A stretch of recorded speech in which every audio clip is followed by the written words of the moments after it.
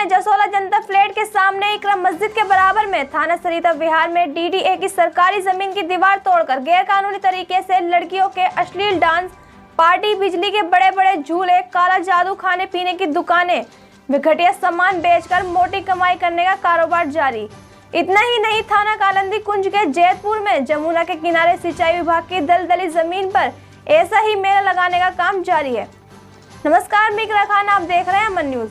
आपको बता दें कि यह मेला माफिया कुछ सरकारी अधिकारी कर्म पर किसी भी सरकारी जमीन पर मेला लगाकर तैयार कर लेते हैं और वहां पर जवान अश्लील लड़कियों से डांस कराते हैं तथा डांस पार्टी लगाते हैं। इतना ही नहीं, बिजली के बड़े बड़े झूले लगाकर लोगों की जानों से खिलवाड़ करते हैं और काला जादू के नाम पर लोगों से ठगी करते हैं और मेले में दुकानों में घटिया खाने पीने का सामान बेचकर लोगों के स्वास्थ्य से खिलवाड़ करते हैं और बड़े बड़े डीजे और लाउड स्पीकर लगाकर लोगों की नींद हराम करते हैं और आने जाने वाले रास्ते जाम करते हैं। इतना ही नहीं, बिना परमिशन के यह मेला लगाकर मौत के कुएं में जान से खिलवाड़ करने वाले आइटम दिखाकर लोगों की जेब खाली करते हैं। यह सब देश की राजधानी दिल्ली के अंदर साउथ ईस्ट के थाना सरिता विहार कालंदी कुंज के अंदर हो रहा है। इन मेला माफिया के हौसले इतने बुलंद हैं कि इन्होंने डीडीए की सरकारी दीवार तोड़कर सरकारी जमीन पर जबरदस्ती बिना परमिशन के जसोला जनता फ्लैट के सामने इकरम मस्जिद के बराबर में थाना सरिता विहार नई दिल्ली में थाना कालंदी कुंज जैतपुर पुस्ता रोड पीर बाबा के पीछे यमुना नदी के किनारे दलदली जमीन पर गैरकानूनी तरीके से मेला लगाया जा रहा है, जिसमें मोटी रकम की उगाही कर अपनी जेब भरते हैं। जब यह जमीन डीडीए की सरकारी है तथा थाना कालंदी कुंज में सिंचाई विभाग की जमुना की दलदली जमीन है और सरकारी जमीन पर मेला लगाया जा रहा है। गैर कानूनी तरीके से मेला माफिया मोटी कमाई करते हैं। वह इतना ही नहीं, मेले के बराबर में इकरम मस्जिद की भी शर्म नहीं करते।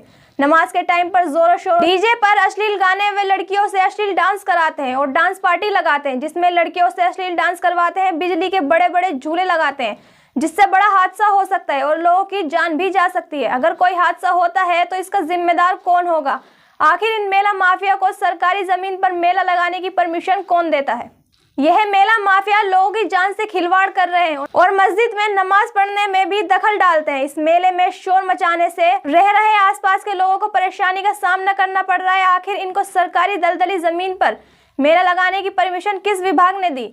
अमन न्यूज ने इसकी लिखित में शिकायत की है और आरटीआई भी लगाई है तथा दिल्ली पुलिस के उच्च अधिकारियों से भी संपर्क किया है और यह आग्रह किया है कि इस मेले को तुरंत रोका जाए और एक बड़े हादसे से लोगों को बचाया जाए। अब देखना यह होगा कि अमन न्यूज की इस खबर में लिखित में शिकायत के बाद इन मेला माफिया पर क्या असर पड़ता है।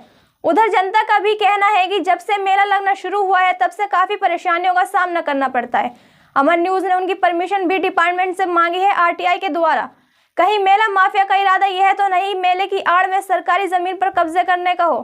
इसकी भी जानकारी में अमन न्यूज लगा है। बाकी जानकारी से आपको अमन न्यूज जल्द ही अवगत कराएगा।